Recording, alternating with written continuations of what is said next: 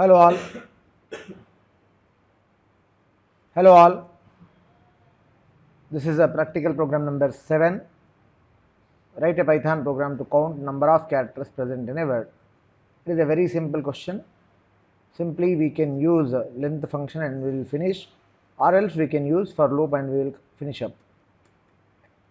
So I will be taking string, enter a word where we would like to count the number of characters. So simply count is equals to 0. I will be writing for I in range of length of st, right? Then cnt count is equals to count plus 1. Then print of, so what I am going to print here is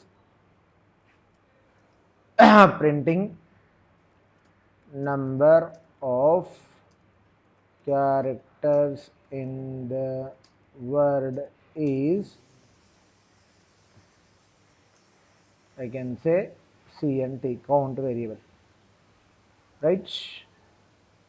File, save, then run this. So it is asking a word, I am giving my name, number of characters in the word is 6. That's all in this program. Very simple and small program it is, right? I will be giving another word, sir. I love my India. So including the spaces, 5 plus 5, 10 plus 2, 12 plus 3 spaces, 15 characters. That's all in this program. Thank you.